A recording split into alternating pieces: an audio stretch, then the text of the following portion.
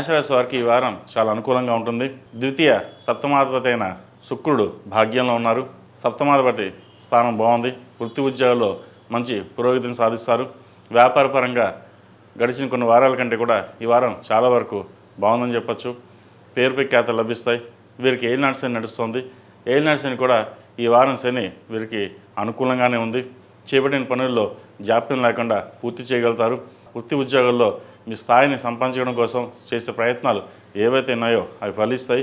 ధనం అధికంగా ఉంటుంది. రావాల్సిన ధనం ఏదైతే ఉందో అది చేతికి అందుకు వస్తుంది. విదేశాల్లో ఉన్న వారికి ఆశాజనకంగా ఉంటుంది. కష్టాన్ని తగిన ప్రతిఫలం అనేది ఈ వారం లభించే దశగా గ్రహగతులు గోచరిస్తున్నాయి. ఈ రాశిలో జన్మించిన విద్యార్థులకు కాలం అనుకూలంగా ఉంది. కష్టాన్ని తగిన ప్రతిఫలం లభిస్తుంది. అయితే చదువు మీద శ్రద్ధ తగ్గుతుంది. ఏలినాటి శని నడుస్తుంది. కాస్త బద్ధకం అనుకోవచ్చు, ఏదైనా పెరుగుతుంది. మేధా దక్షిణామూర్తి స్తోత్రాన్ని పఠించడం, దక్షిణామూర్తి రూపుని మెడలో వేసుకోవడం చెప్పదగిన సూచన. అదేవిధంగా విదేశీ సంబంధించిన విషయ వ్యవహారాలు సానుకూల పడతాయి. విదేశాలకు వెళ్ళాలనుకునే వారికి అనుకూలంగా ఉంటుంది. ముఖ్యంగా వైద్య వృత్తిలో ఉన్న వారికి, అడ్మినిస్ట్రేషన్ రంగంలో ఉన్న వారికి కాలం అనుకూలంగా ఉంది. ఈ రాశిలో జన్మించిన స్త్రీలకు వృత్తి ఉద్యోగాల పరంగా చాలా అనుకూలంగా ఉందని చెప్పచ్చు. సప్తమాధిపతి అయిన శుక్రుడు భాగ్యంలో ఉన్నారు. రాశ్యాధిపతి అష్టమాధిపతి అయిన కుజుడు భాగ్యంలో ఉన్నారు. పంచమాధిపతి రవి భాగ్యంలో ఉన్నారు.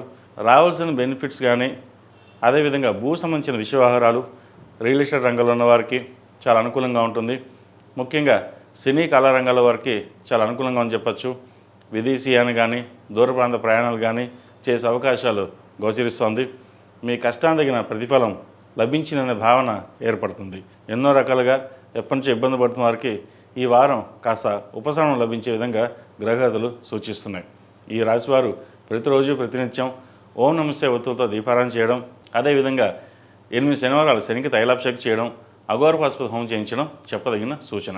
విద్యార్థులు పరీక్షలు దగ్గర పడుతున్నాయి కాబట్టి వసంత పంచమి రోజున సరస్వతి హోమం కానీ, సరస్వతి అమ్మవారు పూజ చేయడం కానీ చెప్పదగిన సూచన. ఈ రాశిలో జన్మించిన వారికి కలిసి వచ్చే సంఖ్య 2, కలిసి వచ్చే రంగు గ్రీన్.